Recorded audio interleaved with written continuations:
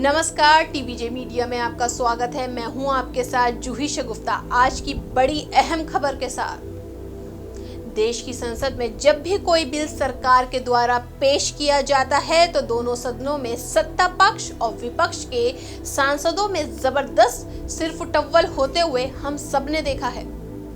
लेकिन संसद के हो हंगामे भरे मानसून सत्र के आखिरी हफ्ते के दूसरे दिन यानी 10 अगस्त को संसद में जब ओबीसी आरक्षण को लेकर संविधान संशोधन विधेयक को पेश किया गया तो सांसदों ने आश्चर्यजनक सहयोगी भावना का इजहार किया। ऐसे में बड़ा सवाल बनता है कि आखिर इस बिल में ऐसा क्या है जो हर बात पर आपस में झगड़ने वाले विपक्षी दल एक मुंह नजर आए और इस 127वें संविधान संशोधन विधेयक पर लोकसभा में एक भी वोट इसके खिलाफ नहीं पड़ा और 385 वोटों के साथ सर्वसम्मति से पारित हो गया। ऐसा बहुत बार होते हुए देखा गया है कि जब संसद में किसी बिल के खिलाफ एक भी वोट ना पड़े तो चलिए विस्तार से समझते हैं कि आखिर इस ओबीसी आरक्षण संविधान संशोधन विधेयक में ऐसा क्या है जो सर्वसम्मति से पारित हो गया। ओबीसी की जड़ें भारत के संविधान के अनुच्छेद 16, 41 और 340 में हैं, जहां इसे पिछड़ा वर्ग के नाम से संकलित किया गया है। भारत में ओबीसी की पॉपुलेशन 42% से 52% तक बताई जाती है, जबकि भारत में ओबीसी के लिए आरक्षण मात्र 27% लोगों को ही दिया जाता है। आपको बताते चलें कि साल 1980 में मंडल आयोग की रिपोर्ट में ओबीसी की जनसंख्या को 52% पाया गया है, लेकिन राष्ट्रीय नमूना सर्वेक्षण में 2006 तक ये आंकड़ा घटाकर 41% कर दिया गया था।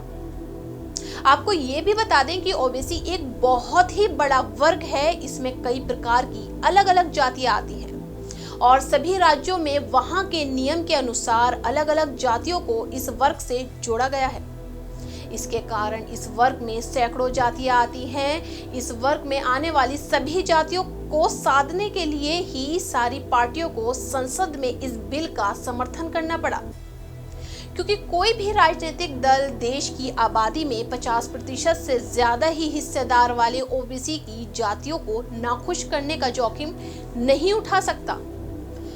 ओबीसी आरक्षण संविधान संशोधन विधेयक को सरकार कानून बनाकर राज्यों को भी अब अपने यहाँ जाति की सूची में अलग से संविधान बनाने की छूट देने जा रही है। संसद में चर्चा के दौरान सरकार की तरफ से बताया गया है इस बिल के आने के बाद राज्य सरकार को भी अपनी ओबीसी लिस्ट तैयार करने का अधिकार मिल जाएगा और मराठा आरक्षण जैसे मामलों पर भी राज्य सरकारें कानून बनाने के लिए स्वतंत्र होंगी। बता दें कि इस 127वें संविधान संशोधन में आर्टिकल 342 एक क्लोज 1(2) में संशोधन होगा और एक नया क्लोज 342 (3) जोड़ा जाएगा। इससे राज्यों को अलग से अपनी ओबीसी सूची बनाने का अधिकार मिल जाएगा। इस संविधान के अनुच्छेद 366 में क्लोज 26(c) जोड़ा जाएगा। इससे राज्य बिना ओबीसी कमीशन के पास गए ही अपनी सूची को वैधता प्रदान कर पाएंगे। इस संविधान संशोधन के पीछे वजह ये बताई जा रही है कि अगर सरकार ये संशोधन नहीं लेकर आई तो एक बड़ा तबका आरक्षण पाने से वंचित रह जाएगा। जैसे कि हमने बताया, ओबीसी देश का सबसे बड़ा तबका है। यही वजह है कि सारी पार्टियां इस तबके को नाराज नहीं करना चाहती हैं। इसलिए पक्ष और विपक्ष में संसद ने इस कानून को बनाने का समर्थन लिया है। इस तरह की तमाम खबरें अगर आपको पसंद आती हैं तो आप अपनी राय हमें साझा कर सकते हैं और इसी के साथ मुझे दीजिए इजाजत। धन्यवाद।